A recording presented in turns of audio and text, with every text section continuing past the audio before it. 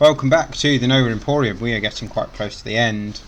Chapter 33 today, and then 34. Chapter 33 is Splitting Hairs.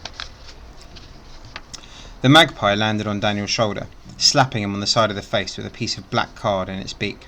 On the back of the card there were 3 words, written in a hurried scrawl in gold ink. "He's asleep. Hurry." Daniel stowed the card in his pocket and began the short walk from his wagon, through the hall of stairs, to the red curtain. The plan was simple. As plans go, in fact, it had barely been a plan at all. Ellie was a ghost to Sharp. She could watch him, and he would be oblivious, but she could not touch him. She could not be the one to take the hair from his head. That job would have to belong to Daniel. And so Ellie would watch Sharp, wait until he was asleep, and alert Daniel, who would then sneak in and cut a hair from his head. When he arrived at the curtain, Ellie was waiting. She did not look happy. There was a strange look in her grey eyes, and she was staring off into space. "Are you okay?" Daniel said in a low whisper. Ellie started. Yeah, I think so. He's sleeping, but he's been sitting at Papa's desk all night, drinking whiskey and throwing knives at the stuffed polar bear. Be careful, Daniel. He's not right. If he wakes up, he'll slit your throat." The shop front was warm and calm. The only sound in Daniel's ears as he crept towards Silver's desk were the pounding of his heart and the snap and pop of the fire. Sharp was slumped over the desk, head resting on one arm. The other arm was strewn across the table, hand clutching a large silver dagger. Beside him on the table sat a whiskey bottle containing only a few amber drops. In the far corner of the room, the stuffed polar bear was stuck with 3 knives, 2 in the chest and 1 between the eyes. Daniel was at the desk now, crouched so that his chin was level with the desktop, affording him a view of the top of Sharp's head. He reached into his pocket with great care and slowly, gently brought out a pair of scissors. Then, holding his breath, he leaned over the desk, touching the scissors to Sharp's short hair. Several silver hairs fell to the desk, glinting in the firelight. Daniel placed the scissors back in his pocket and with trembling fingers reached out to collect the hair. His arm brushed against the whiskey bottle. He froze, watching in horror as the bottle spun on its base and then toppled, landing on its side with a loud clink. Sharp gave a huff and a snort and opened one electric blue eye. Daniel was glued to the spot in terror. He stared into the blue eye, waiting for the other to open and for Sharp to spring from his chair and gut him like a fish. But he did not. The blue eye rolled back into its socket, the eye closed, and Sharp began to snore. Daniel stowed the hairs in his pocket and crept away with as much stealth as he could. Back on the other side of the curtain, Ellie gave him an expectant look, the magpie hopping on her shoulder. "Well?" Daniel smiled, held out his hand. "Got it." The magpie seemed to know what was going on. It twirled and looped through the Emporium, calling out in excited chatters as it led the way back to the memoriam. Inside, the theatre lay silent and still. A patch of darkness fluttered, and the usher stood beside them once more. "Ah, back again, are we? I told you, there's nothing I can do with the past I showed you. The event, whatever it was, shall remain a mystery." "Someone else was there," said Daniel. "The past belongs to that person too." He held out his hand. "We've got another hair." The usher snatched the hair and held it up to his good eye. "Well, why didn't you say so?" he said, and he opened his arms indicating the theatre. "Please, take a seat." They sat at the screen as the usher sewed Sharp's hair into his head. Then he sat and flipped up his eye patch. The beam of light erupted from his empty eye socket and found the screen. An image crackled to life. Daniel and Ellie sat back, and they watched the truth at last. Chapter 34. Bad Blood. Vindictus Sharp opened his arms and soaked in the applause of the audience, who cheered and whistled and stamped their feet, blown away by the show. When the curtain closed, Sharp walked away in silence to his dressing room. He poured himself a large whisky and gulped it down, then another. He put on his coat and gloves and scarf and left the theatre through the stage door. The autumn air was cool and crisp.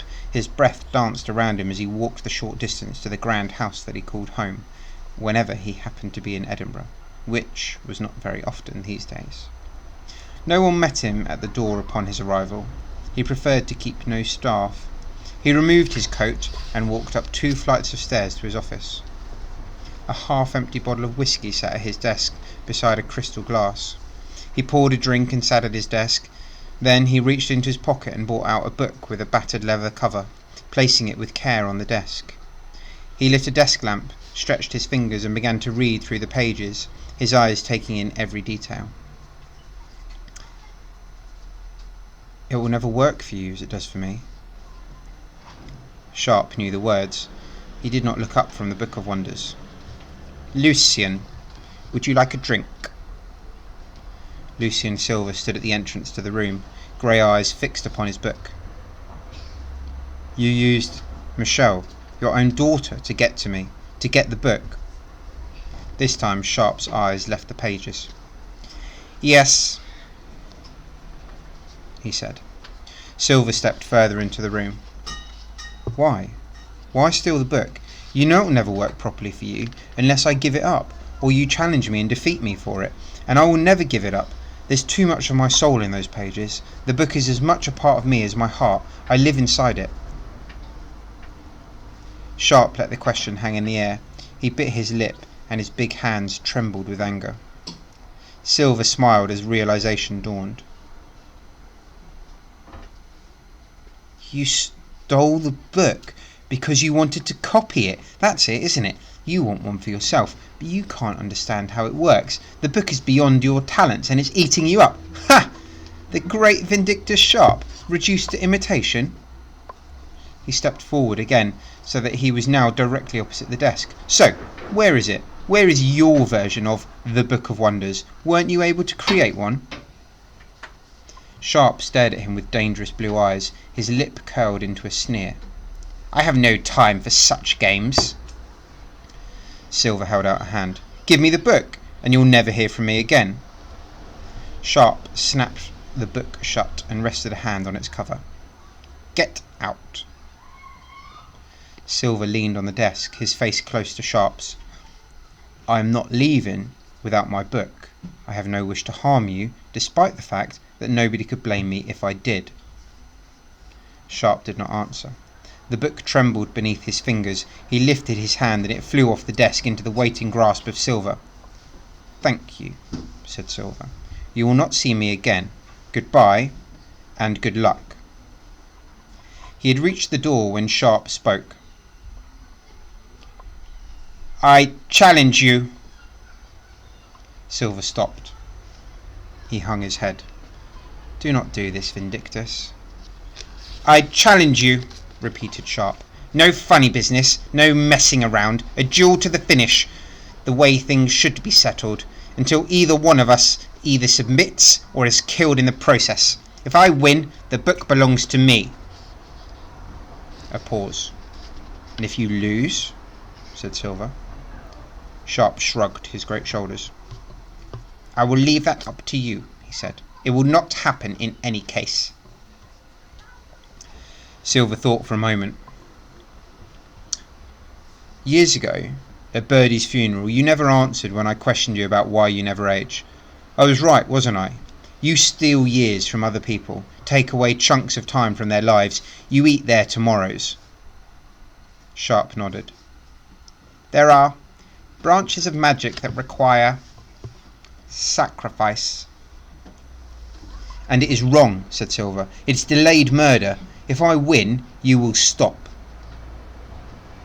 Sharp stood to his full height, a great bear of a man. "And what are their lives compared to mine? What have they accomplished? They are oblivious to the possibilities this world can offer. Surely it's not too much to ask that a few of them should meet their maker a year or two early, in order that I might continue my work." "There are other ways," said Silver. "Different paths to take, other energies you could mine. Imagination, for one, has limitless potential, but you can't see that because you are a maniac." He paused. "I accept your challenge." No sooner had the words left his mouth than Sharp was upon him, flashing across the room, throwing him against the wall. Sharp lifted Silver with a single hand, pushed him back against the wall and punched him hard in the gut, folding Silver in two. Then, with a wave of his hand, Sharp lifted his desk from the floor and sent it hurtling across the room. Lucian dodged out of the way just as it crashed against the stone. The sound of cracking glass made Lucian look to the window, where a pane of glass had splintered into shards and flew towards him. He tried to bend them around his body, but there were too many, and several slivers stabbed him deep into the leg. He limped out into the hallway, down a set of stairs. Sharp stalked after him, a savage grin on his face. Lucian tried to buy a little time by bringing to life several figures from paintings hung around the hall, but as they attempted to block Sharp's path, he swatted at them, and they dissolved into globules of paint and fell to the carpet. Then the dueling magicians were rolling down the stairs, a ball of flailing arms and snarling teeth. Sharp tossed Silver clear across the hallway into a grand sitting room. Silver scrambled backwards, pointing to the fire. Tongues of flame jumped from the fireplace and wrapped around Sharp, encasing him in a blazing shell. He roared and turned the fire to smoke. "You should not have come here tonight," he said. There were 3 daggers in his hands. He tossed the first at Silver, and Silver managed to bend it away towards a sideboard, where it became buried deep in the wood. The second dagger hit Silver in the shoulder. He wrenched back his head and screamed in agony, falling to his knees. "The difference between you and me," said Sharp, "is that I am not afraid to end this fight." He raised the final dagger above his head. The knife left Sharp's hand, and his aim was true. It spun through the air, handle over blade, as it had done many times on stage. Lucian stared at the spinning blade. Everything else faded away. From the edges of the world, he thought he heard a woman's voice, familiar, soft. "Father? Lucian? No!" With the last ounce of his strength, Lucian Silver deflected the blade. It veered away to the right, gleaming and shimmering. Lucian had not seen Michelle Sharp arrive at the door. The knife struck her in the heart. When she hit the ground, she was already dead. The world seemed to stop. Sharp stood perfectly still, staring at his daughter's lifeless body. Lucian Silver's eyes widened. He howled in agony and despair, ignoring the pain from his own knife wound. He dragged himself towards her, holding her head in his hands. She was wearing a white nightgown, now stained crimson. "Give me the book and I will not involve the police," said Sharp. Lucian stared up at him, grey eyes heavy with sorrow. "We killed her," he yelled. "She is dead and all you can think about is a book." He ripped the dagger from Michelle's chest, leapt to his feet and pinned Sharp against the wall, fueled by wild rage. He was dwarfed by Sharp, but in that moment, with the shackles taken off, no control or fear to bind him, he was a giant. Sharp's blue eyes widened as the tip of the blade touched his throat. "You killed her, Lucian," he whispered. "I did not throw the knife in her direction. It's your doing." Lucian shook his head. His breathing was harsh, desperate. "No, no, I loved her. I would never hurt her." Sharp stared at him, their faces only inches apart. "Murderer," he whispered. Lucian Silver dropped the knife. He stepped back, clutching at his hair and at his chest. "No, no!" "Murderer," said Sharp once more, and there was a terrible smile on his lips. Lucian tore a clump of hair from his head.